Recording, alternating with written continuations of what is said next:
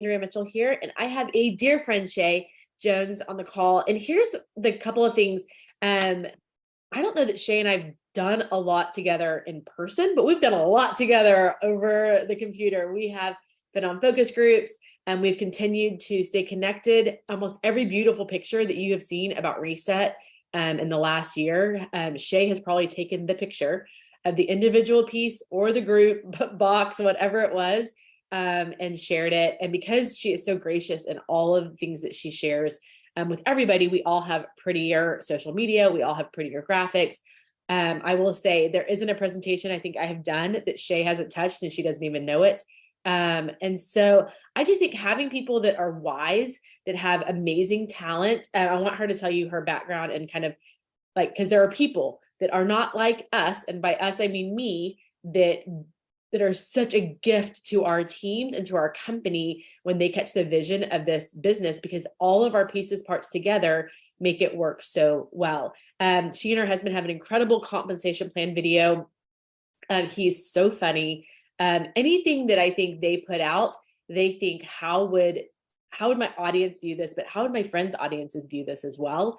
And so I'm excited to hear her perspective of digital creation, marketing, and really just being fun and educational at the same time with her audience. I think if you pick up just a few things today, it could really change the way your audience sees you and sees how seriously you take this business, these products, this opportunity. And so I'm just gonna let Shea talk to y'all about her story, her background, and kind of some things that she thinks will really help you in your businesses. And then write down a question, because I think it'd be great if at the end we get to do a Q&A and really ask her what matters specifically to your business. So Shea, take it away. Oh my gosh.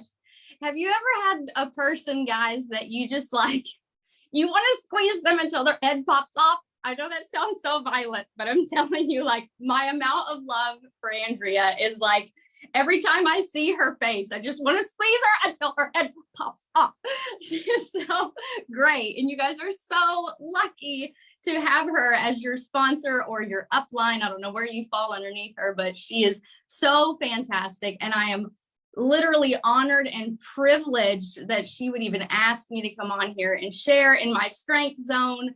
I'm excited because I feel humbled, but I'm also really stoked because this is a topic that really hasn't been covered a whole lot.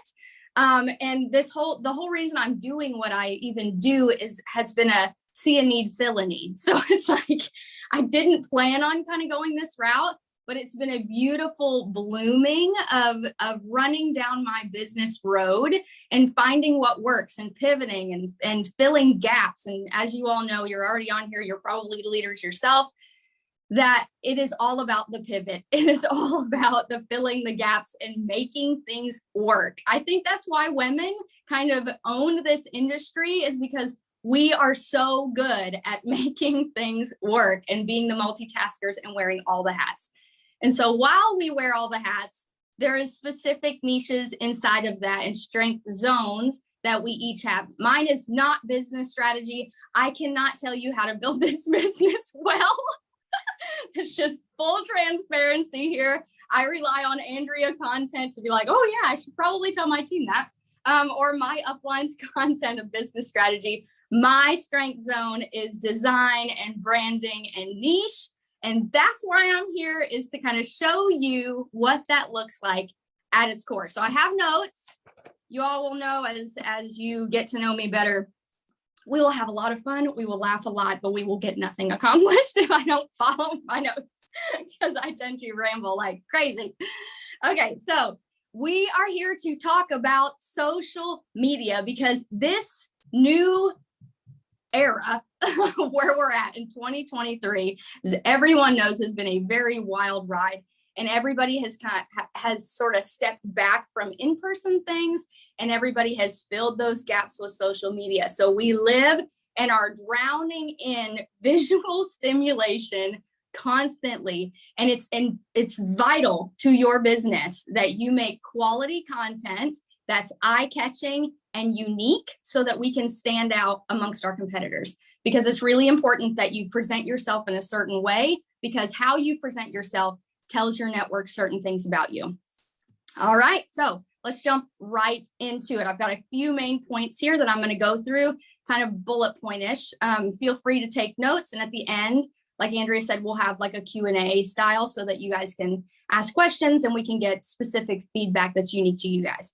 So the first thing we're going to talk about is niche. And you're not going to get all of the content you need to really dive in and expound on these areas. I'm just going to kind of give you an overview of things to look for and to focus on that maybe you haven't thought about before. So niche specifically is an area of topic, an area of expertise that you have specifically. I like to call it your strength zone, right? Because this is a tailor-made content that you are going to be sharing with your audience, right? So by honing in on your specific niche, you're going to create a unique and recognizable brand that stands out from your competition. And I love that phrasing specifically. I wanted to read it off specifically because it's so important that you be unique and yourself. This doesn't mean that you have to reinvent the wheel. It just means that you have to stay in your lane and be yourself in one line of thought, right? A lot of times people come into niche and they're like, do we really need a niche? Like, does it really matter if we're in one lane? It does. And because you can't pertain to every single person, you can't meet every single person's needs.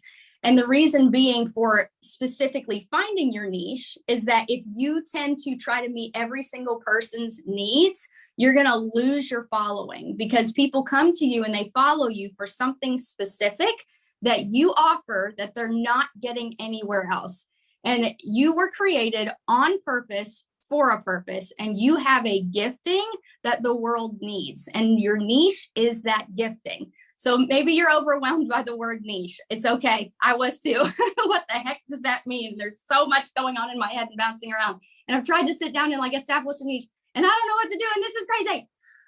First off, I have a course on this that helps you walk through and dissect and figure out your niche.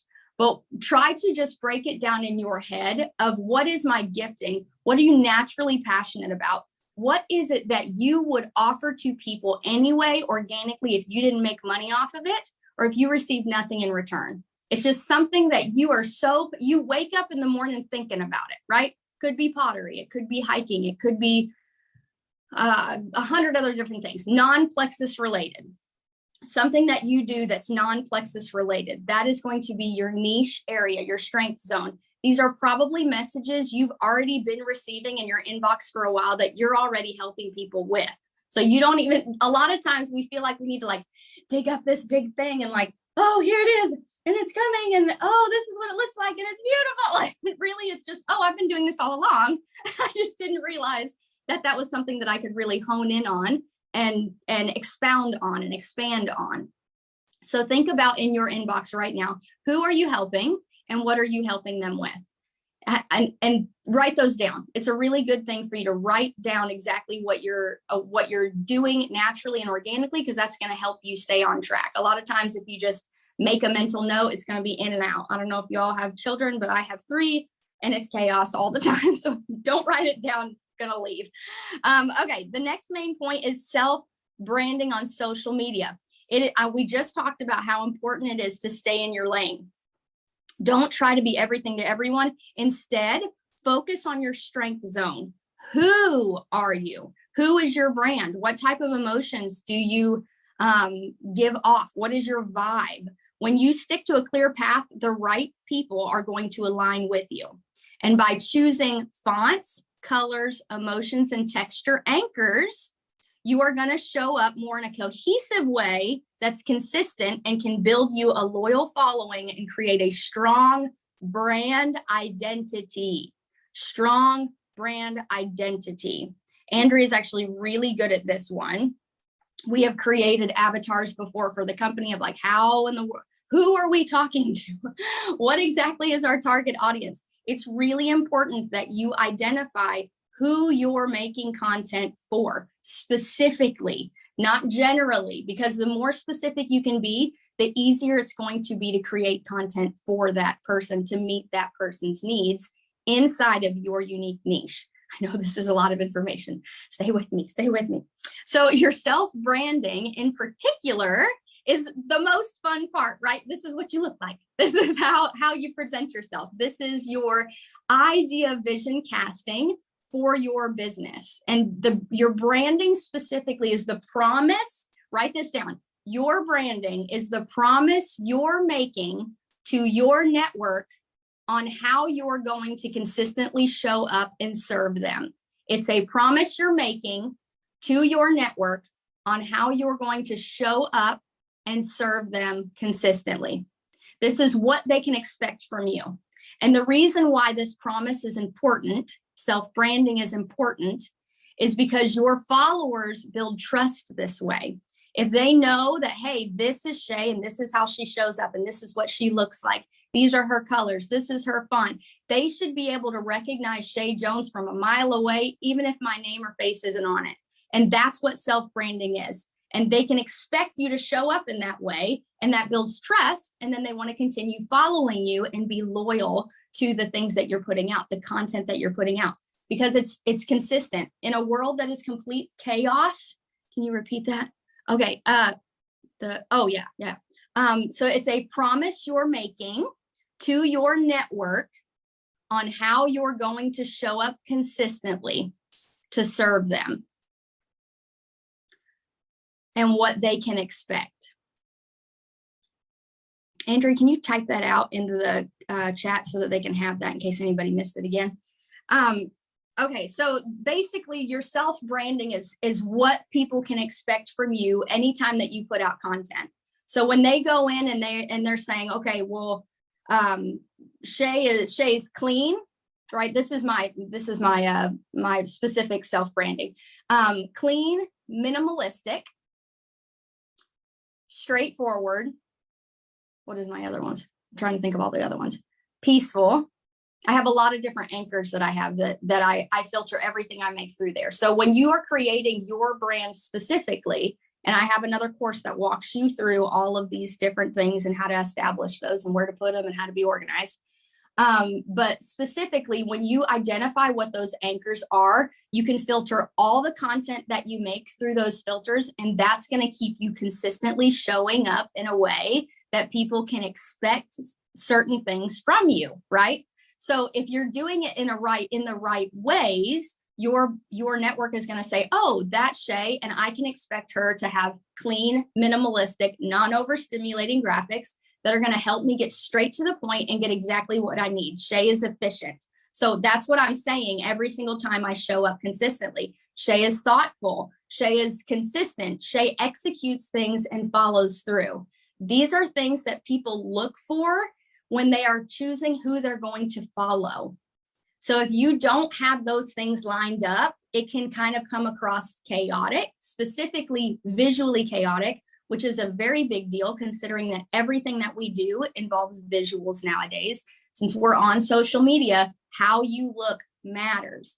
It's not about being shallow necessarily of like, I'm not pretty, but how you show up consistently with your fonts, with your colors, with your choices, with the emotions that you're eliciting. People make emotional decisions when they're choosing what they're going to do and who they're going to follow and what products they're going to purchase. They want to look for something that makes them feel good. And if they're not feeling good about it, they're not aligned with you, that doesn't mean that everybody's niche has to be minimalistic, clean, and all of that. They're going to look for something that's more like you, right? I don't pertain to every single person. Not everybody's looking for minimalistic, clean graphics, photos, and reels. Some people are looking for, like I have a friend her name's Courtney, and she's called the Appalachian Mermaid. And she has wild colors and she cusses like a sailor and she is tattooed and rings in her nose, and like her network loves her and she reaches them in a way that I'll never be able to do. And this is why it's so important that you commit to your specific personal branding, is because then they can see, oh, I identify with her and I can follow her because she gets me. And she's going to be able to help me walk through specific things. And the more you show up in your niche and the more you show up in your personal brand consistently, your followers become loyal and they trust you in order to build your business. All right. And the last thing that I want to talk about is showing up with quality. The quality in which you show up tells your audience your commitment level and follow through. Showing up nonchalant, willy-nilly, thoughtless, blurry, careless images, just half put together content tells your audience you shoot from the hip, you're not mindful, you're not intentional, and you have poor execution. This is the last one, the third one. Let's see, poor execution. No, that's not what I wrote. If the messages you're sending your network is I show up thoughtlessly with poor execution, this may be why your business isn't growing as fast as you'd like it to. This is a huge one that everybody gets overwhelmed by because they're like, oh my gosh, I got to show up perfectly. Did I say perfect? No. Did I say consistent? Yes. Quality does matter. That doesn't mean that you have to buy expensive gear and professional equipment, but it does need to be thought through. You need to be mindful in what you're putting out, because if we're putting blurry images on there, if your face is half cropped out of something, that's telling your audience that I'm posting a picture that I didn't put any thought to because I just needed something to post. And so we want to make sure that we're sending the right message, right? Because I know that all of you on this chat are not thoughtless. You're not mindless. You're not careless. You actually think about your network. And so we want to make sure that they're getting that across to them, right? So making sure that whatever you're doing has good lighting, that we're just putting just a few little pin tips and tricks, which I have another course that explains all of that if you need help with that. But a few tips and tricks that you can do is lighting, is environment, making sure there's not a ton of clutter behind you, making sure that the colors aren't like wacko crazy. If you are mindful on those anchors that we just talked about in self-branding, colors, fonts, textures, if you all will notice, what are you looking at right now? Black, black, white, white, green, plants, geometric shapes. I have intentionally created this space, and my clothes, my hairstyle, my makeup choices, all of these things are nonverbal communications with your network and the person you're talking to. It matters how you show up. And if you just put a tiny bit of effort into the front side, having a checklist if you need to, I need to make sure this, this, and this, and this is good before I take the photo or before I post it. There's things floating around here. So if you do that, you will literally change the game for how you show up. Just simply putting a little bit of effort into it makes all of the difference. You know why? Because 90% of the other people in your network are not doing that. They're just shooting from the hip because they haven't thought about this before. These are things that most people aren't thinking about, that they're just like, oh, I'll just do it. I'm just going to show up in a way that looks like what everybody else is doing. But when you get a game plan and you have an avatar for who you're marketing to, and you know who you are and what you offer, you'll be able to send a message that's clear and consistent to your network. So in conclusion, let's go back from the top to the bottom. So you want to create, you want to create and figure out what your niche is, your area of expertise. This is your gifting that God gave you, right? You want to create a brand promise that attracts the right people who want to align with you. Create a brand promise that attracts the right people who want to align with you. And you want to upgrade your content with quality graphics, reels, photos, and send the right message that will make you stand out from the competition. So area of expertise, niche, brand promise, and quality graphics and reels and photos. Okay. I know that was a crazy whirlwind of information. And these are definitely topics that are not established usually in this little tiny TED Talk here. But if you're looking for like help with these certain things, I have courses and tutorials on themessyupgrade.com that's going to help you walk through how do you take a quality photo? Like how do you make a reel? What does that look like? How do you utilize Instagram? What are presets? What the heck is Lightroom? How do we use it? Like all of these things, Canva. I actually go on and walk you through all of those things. And then I have free resources as well to where you can get ready to use graphics, photos, and reels that go straight to your profile and you can use for whatever you want. We also have a new thing that we're getting ready to come out with that is a 30 days of content. So if you are trying to figure out what your niche is, we're going to give you that space to kind of figure out for a month who you are and establish those anchors. And we give you 30 days of content so that you can have something to post in the meantime while you're figuring it out. Or if you're having a crazy week like I do with 3 crazy children downstairs that I'm trying to homeschool and chaos, that you just have something to post because you didn't have time to create it. So all of that is on themessyupgrade.com. You got to subscribe to it in order to get the content that comes to it. And there's a monthly Zoom that we do as well, where it's like a question and answer. And I go on and just kind of dive in deeper and expand on the ideas that we've already talked about, or do personal Q&A questions to help people walk through it. I think that is it. Andrea, did you have anything else? No, I think it's just so interesting how God creates us all so differently, that you have such a specific gifting that he has given you the eye for it, the mind for it.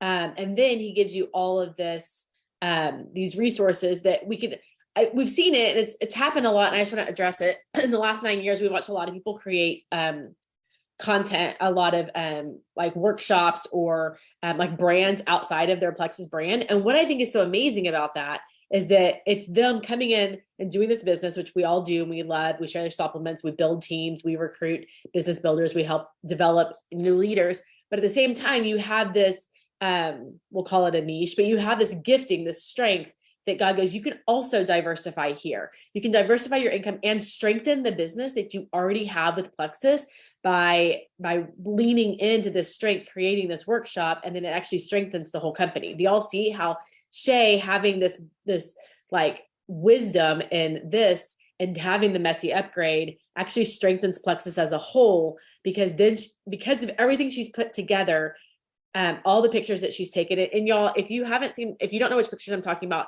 it's pretty much every reset picture you've used. It's all that kind of creamy white background of the reset. If you've seen it's funny, we had this whole thing when she first did it, because there's like, what do you call those, like vials that have something in them that's not the way they're actually like packaged, and everyone's minds were blown. They're like, it's a new product. We're like, no, it's just how Shea needed the picture taken so that it was a toothbrush cap and a wooden bead from my homeschool room. Like I literally just popped them together. I was like, I have to have something and I can't go buy anything. So I just think it's so when y'all hear people talk about like they have a side business essentially that helps them, that you can step into, whether it's, I know there's people that do training things that you can buy into.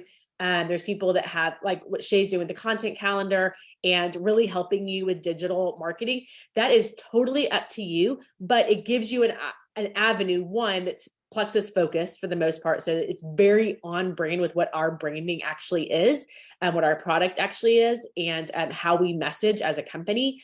And so I just want to let you know, like, those are always up to you, but it always strengthens your business to have people within our company that value and love our company and are in conversation with top leaders in our company. I mean, Shea's a top leader, and then she's also in conversation with other top leaders and corporate.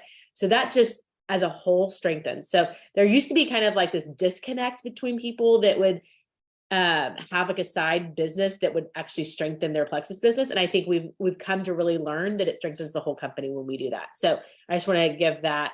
Does anyone have kind of like instead of like, I saw a very individualized thing about like chopping off heads for reels. There actually really is an easy fix for that. When you go in and do your cover photo, it actually gives you the option of where you want that square to show up on your reel. Shea may have better wording for that, but when you do your reel cover photo, you can actually pick where you want your square to be. So for the preview, but I think all of that kind of stuff is some of it is hit or miss. Am I right, Shea? Like some of it you're like, okay, I don't really want it to look like that. Or I see other people doing this, and so I need to go dig in and set a 30-minute timer or an hour timer and like dig through, how does Lightroom work? How do I upload? I mean, I've gotten lost on uploading presets before, and I just have to teach myself every time. And it's worth it for me to learn how to do that. Like when people are like, I don't know how to do presets, I'm just not going to do it.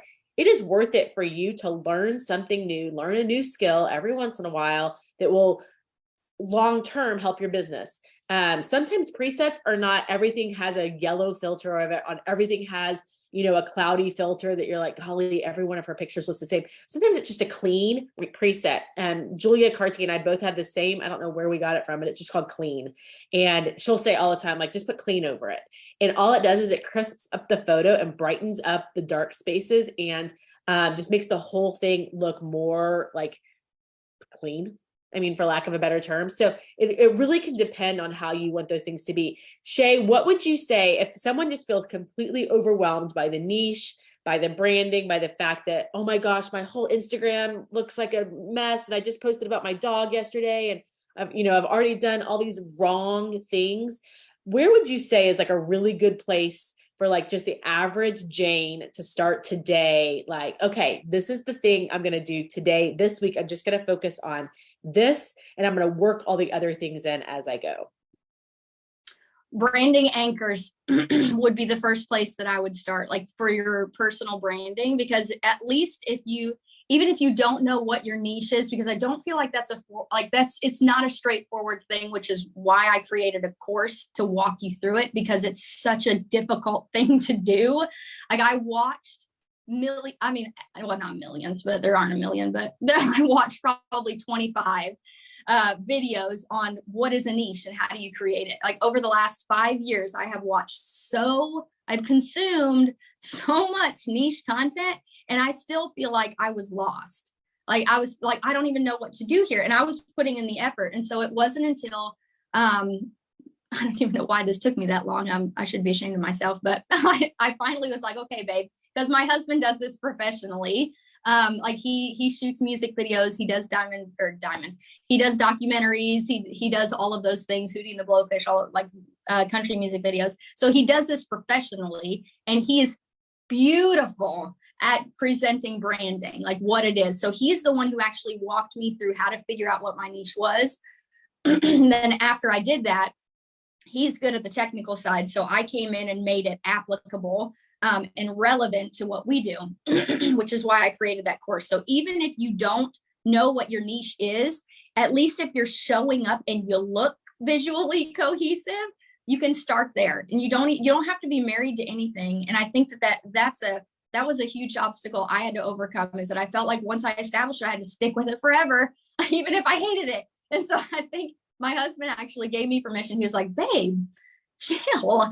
Like, so everything flushes out with the toilet. I mean, like everything just is constantly coming and going and gone and here. And he was like, just don't be married to it. If it doesn't work and you don't like it, get rid of it and try something different. Eventually you will figure out what it is that you are, and you'll love it. And every single time I sit in this office, I love it. Today, I love this wall behind me just as much as I did when I first built it. Like, and so you'll find that you do the same thing. But if you can establish those anchors, everything else is kind of going to follow suit.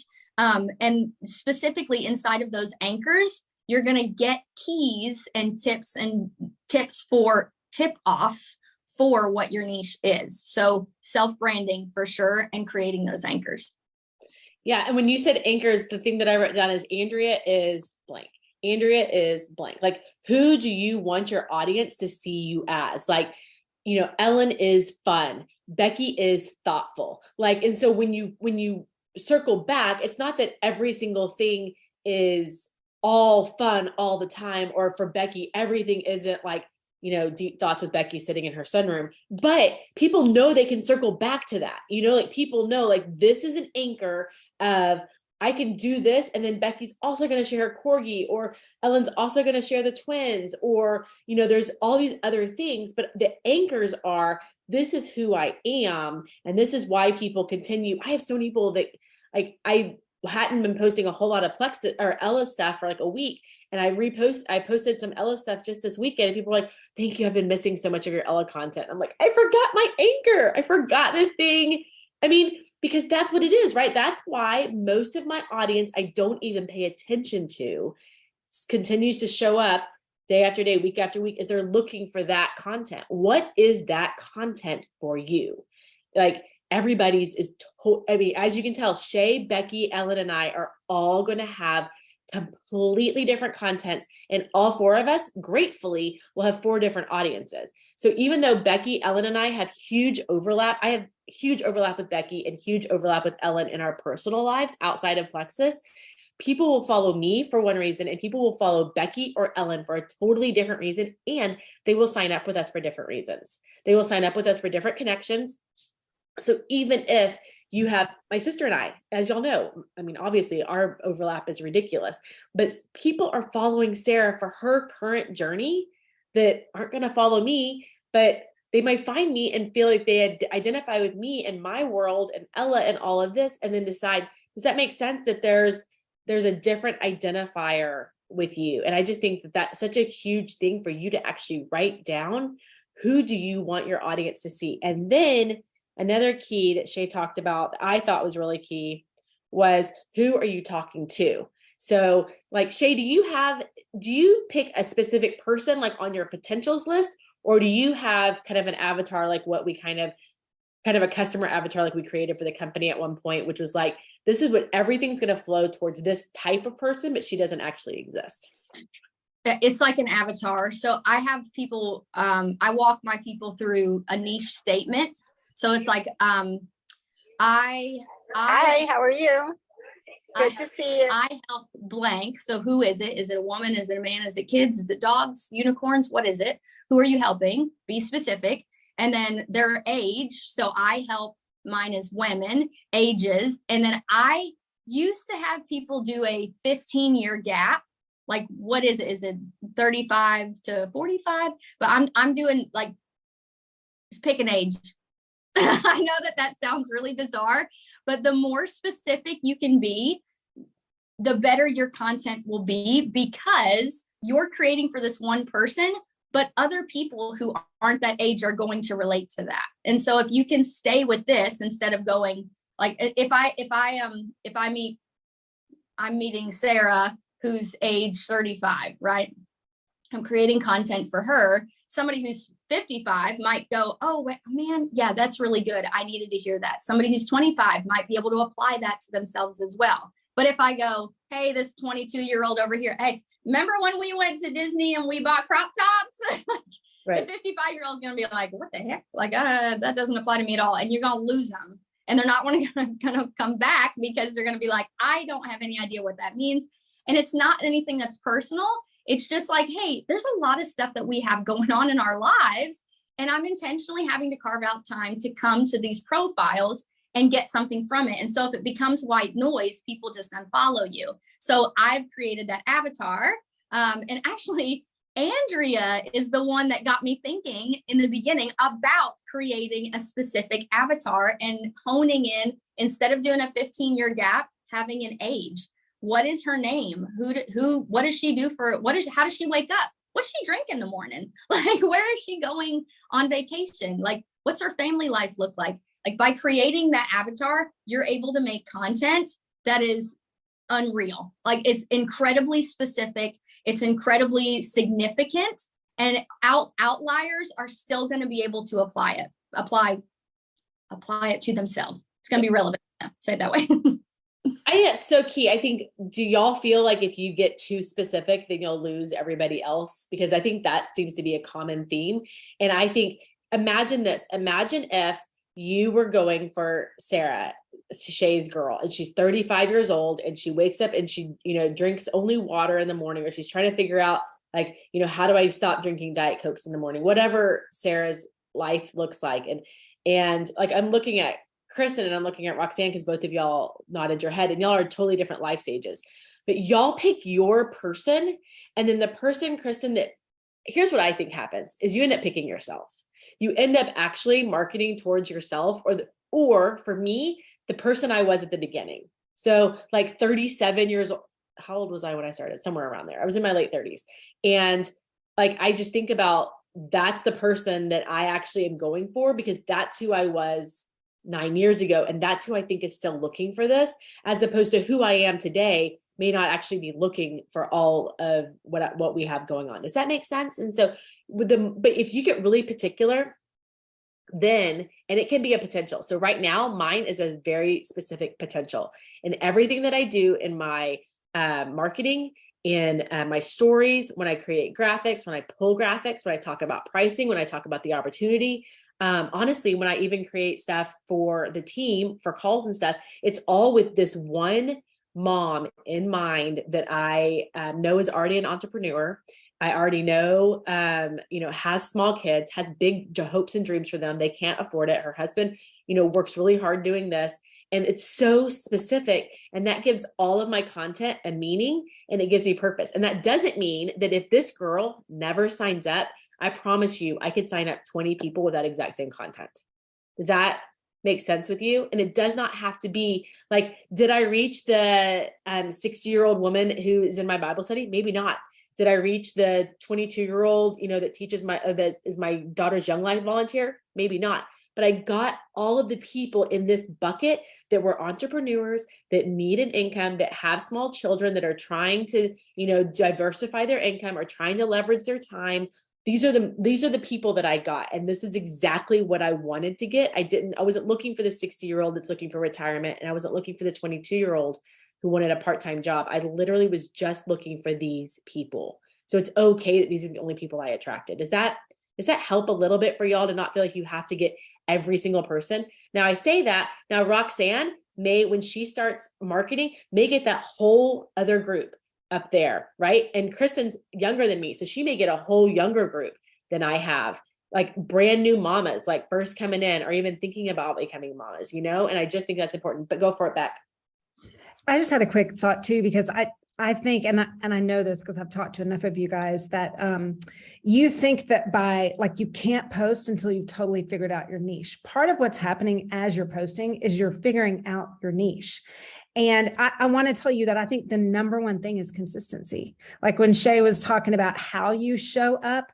I mean, if you're like, I think my niche is this, and then you do a lot and then you fade because you're not sure, and then you come back like that almost like schizophrenic look on social media. If you just get into consistency, then you can, as you're posting on a daily basis, it's not going to be perfection, but you are literally working it out as you go along, and your audience is paying attention. So even as you're narrowing that niche, you're not pushing other people aside. You're showing them that you've got excellence in what you're pursuing. I think it's when you pop in, pop out, pop in, pop out. That's what's confusing for people, and they stop paying attention. So even like just struggling with figuring it out online and showing up is a way that you can figure it out versus going away, doing all the things, popping back in. Does that make sense? I've noticed that when I'm like really present and then go away, that's when I lose people. But when I'm just present and like showing up, that's when it starts to narrow down who I'm pursuing anyway. That's all I have. Shea, how much personal do you share versus like content created? Like how much about your life do you show up on social media versus, does that make sense? Versus like what you've created kind of for the fun parts? It depends on what platform I'm on. Facebook, I do much more personal than I do business or niche stuff. I found myself losing people when I didn't post like personal stuff about my family on Facebook. But on Instagram, I lose people if I share about my family and personal life, which is hilarious. So it just depends on what platform I'm on. Instagram, I'm definitely heavy on niche on upgrades in every way, shape, and form, mentally, physically, digitally. And then on Facebook, I do more personal stuff and then sprinkle in niche area stuff. I mean, that feels like it makes so much perfect sense, right? Do y'all kind of feel like, oh, okay, I can be the same person on both, but my niche for Instagram is, I love that she said it, upgrading every single way. Do y'all see how like, it doesn't have to be like, I am only a minimalistic person that only likes geometrical shapes, like like what her thing is upgrading, but she shows up, her visual for showing up is, you want an upgrade everywhere in life. Let's talk about all these things. And I've done that and I'm showing you what it looks like. Okay. Someone said they have a question about, I just saw it pop up, a question on Facebook and Instagram. Christy, go. Okay. So my question, The way that I post on Instagram is very, very specific and very, very niche down. I think I have that part down. And the way that on Facebook is like that, my family, and then I put Plexus things in there, business stuff. But then stories is where I get a little tripped up, because in story, I have my stories on Instagram and Facebook connected. So what I record it on Instagram and then it shows on my Facebook, unless it's like a reel. So I'm talking in my mind, I'm talking to my person on Instagram and all this stuff. And then sometimes as I'm talking, I'm like, the people on Facebook can't relate to this necessarily. So then I'll kind of like ramble and I'll try to like talk to both people, and then it doesn't really work. So then do I separate my stories too? Like I separate my Instagram posts and my Facebook posts? Does that make sense? Yes, Celeste Gwen said the best thing one time to me is she said, don't try to ride 2 horses. You're not going to get anywhere. You're just going to be split in half. That's 100% true. If you, any time in your life that you're trying to ride 2 horses, it's not going to work out. You're going to fall off. Or you'll just get burned out. You know, your legs will start burning and you'll be like, I can't do this anymore. So I would definitely, I would be yourself in stories. First off, let me say, I am by no means like an Instagram guru. Like, let me show you how to build your following. No, that ain't me. I don't know how to do that. I'm not good at that. But however, I would say that stories is a really good place for people to get to know you, period. And so most people go to stories, and you should be posting to your stories. I know this can be a little overwhelming, but I have found this to be true for myself as well. And I've heard other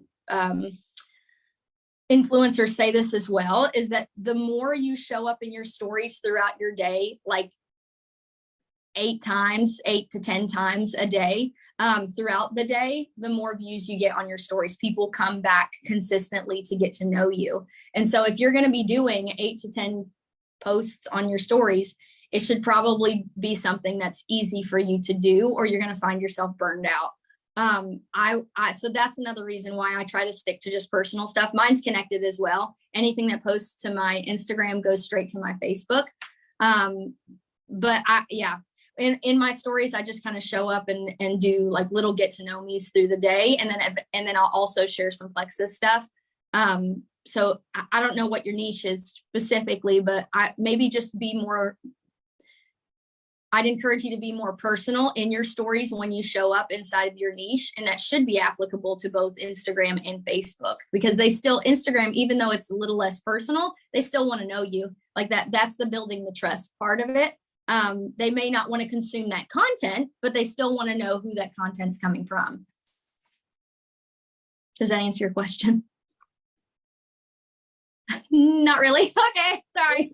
I guess for me, I maybe overshare on Instagram. I have Lyme disease, but I talk about more of overcoming and not being a victim of the thing. And so I'll kind of share some holistic things that I do. I'll share my family and the new dog that we got or whatever, but then I share a lot about hope in the hard places. This is kind of like my thing. And it's very specific to people who has Lyme or chronic illness and like that. It's not Debbie Downer. It's trying to be uplifting and overcoming kind of vibe. So I'll talk very specific to things to like certain people, like who really get it, who only really could get it if they have walked through it. So I get a lot of more of interaction on my Instagram stuff. And then I put Plexus in there as well. But I feel like I lose the people on my Facebook stories. Maybe I get them with my posts. I guess, yeah, I don't know. I'll just keep doing that. I didn't know if I should separate it, but if it's working, then I guess I'll just. Well, I mean, if you find that we're all about to pivot. So if you find that if you're losing people on Facebook, then separate it. Like go in and do separate things. I would just encourage you to find something that's going to work for you long term, so that you're not getting burned out trying to do full content structure for Instagram and then full content structure for Facebook. And they're 2 separate things. Like my gosh, right now I'm doing full content for both platforms and being applicable to both. And it is a full-time job. Like if you're going to do it well with excellence, you're spending a lot of time doing it. I'm like way overwhelmed thinking about trying to do two separate ones. So I would definitely, if you're going to separate them, which that might be exactly what you need to do, just find something that's going to be easy content for you to create. So just ask yourself, what is something that I'm doing all day long that I can kind of record or take photos of and share in my stories that's still applicable to your network. Andrea, did you have something you were going to say? I'm sorry, I think I interrupted. No, I was listening to you. I just think that, I mean, how do you show? I don't show up in Facebook stories very much. Like, I don't think I've ever recorded a Facebook story specifically. I think I've only ever recorded to Instagram, and it just happens to go to Facebook. And sometimes I happen to see people's stories on Facebook, but I will, if I'm seeing a Facebook of Becky's stories on Facebook, I will literally jump out of Facebook and go over to Instagram and find her stories on Instagram, because polls don't work. You can't see everything to that person's story. Like a lot of times someone's referencing something and it doesn't share from Instagram to Facebook. So I will actually jump out of Facebook stories and go to Instagram stories, and I will scroll Facebook. So I will scroll my feed on Facebook, but I will, and Shay's right on the fact that if you want to be doing stories all day long, all day long, like there are days where Wills goes, Mom, you have too many dots on the top of your stories. My friends are all making fun of you. And Becky's laughing because Davey does the same thing. But I will have days where I have a million little dots across the top for stories, but my following, my views will hike up so much if I've done something random all day long. Yesterday, it was a possum in our backyard. It was our family get together. I mean, it's like, I truly believe anyone can walk up to my door and be like, I know everything that's happened in your life in the last month and probably not miss much. Everyone knows what's going on in our world, and everyone doesn't want to be that open. And I get that, Christy, but I do think, like, who is Christy? What does Christy enjoy? What's fun for you? What are you reading? What are you loving watching on TV? Who are you? Like, let us in on the other things and stories, and then feed is just really particular to your people. And I do think your feed on Facebook and your feed on Instagram is different. My feed on Facebook speaks to our families and longtime friends and high school people and all of that stuff. And my Instagram feed is so particular to really what our niche is. Is that, so I agree with Shea. I don't want you to overwork, but I do think, like, there may be some tweaks. Every single one of y'all that is overwhelmed right now, just tweak one thing today. Literally pick one sentence that Shea talked about and say, I'm just gonna look back and see, does my Instagram or my Facebook say this about me? And if it doesn't, I'm going to make one post today that I think I want it to say what I want it to look like. Elizabeth asked about Reels, Shea, and I was just going to ask you real fast, how much do you look at insights? How much does that feed what you do the next time? And do you do much with, like, if one reel takes off and gets, goes viral, which for all of us, viral could be 500 views, let's be honest, or 5,000 views. How much do you look at insights, and how much does that determine what you do going forward, like with that content? I look at insights all the time, because it's not like, who cares about the views? I mean, I've had videos, and I'm by no means influencer status. So don't hear me wrong here. But I've had videos that were like 21,000 views, but nothing came of it. Like, great, cool. 21,000 people saw me dancing like an idiot on the screen. Like, now what? Like, they scrolled past and they moved on, and they're probably not even remembering me or the dance. So it's like, I spent all that time creating something fun. And this was a mistake that I made in the beginning, that I thought, well, views equal revenue. They do not. So content that is quality and personal and significant creates revenue. So it doesn't matter. Like, I would rather have a video, and this is what Insights has shown me, is that I want a video that has relevance to my network, because then they want to share it, and they want to comment on it, and they want to save it for later, which are the things that matter, because those are the people that you're actually building relationships with, because relationships builds trust. trust brings revenue, because when they trust you, they won't think twice about purchasing from you because they know that you have their best intentions in mind. That is so key. And I wanted you to say that because I was thinking about exactly what Becky put in the chat. Is Becky has this snapping turtle video, which my family alone has probably contributed to 1,000 of the views on this specific snapping turtle. It's terrifying. Go find it. But it's literally, it's them like poking a snapping turtle and it like attacking the camera, and it's hysterical and it scares you, but it never once, although tons of comments, so many comments about people and their fear of her hurting snapping turtle, of how to move a snapping turtle, how she should have reacted. All of these things are in there. None of that came around and was someone saying, oh, and I'd love to know more about that probiotic that you share. Now you might get a few more followers because people are like gonna peek in and see like, do you have more snapping turtle content? Because that's really what I'm here for.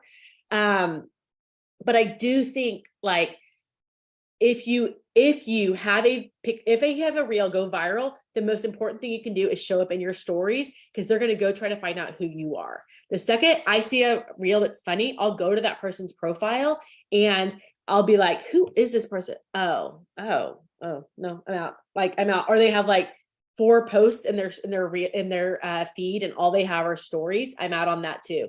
Like, I want to know who this person is. And I want to know, do I identify with you? What does it say in your little bio? What's in your stories? Because I will go through and watch your stories. And what are your last few posts? And if any of that identifies with me, there's a good chance I will follow you. Also note, you can only follow 7,500 people. I know, because I follow 7,400 and something people. And I had to start making space because I wanted to enter a giveaway and I couldn't follow any of the people in the giveaway, which is, I am that person that I get sucked into all things Instagram. But y'all, like, if it becomes a chore, if it becomes something you dread, you will avoid it. If it becomes something you love, if you love the people you follow on there, if you enjoy the content you're putting out, if it truly brings you joy to share whatever your niche is and to go consume other people's content and to chat in there and to get to know people, it will be such a joy and it won't feel like work, although we check it off of our to-do list every day. And so I just want to challenge you to take some of the things that Shea said. If this is an area where you feel like you really could use a deep dive or just a more like focused dive, at least, maybe an hour a week that you set aside for just this, check out the Messy Upgrade. Is it themessyupgrade.com? Is that correct, Shea? Yes, ma'am. You can follow her on Instagram. It's like _messy_upgrade, correct?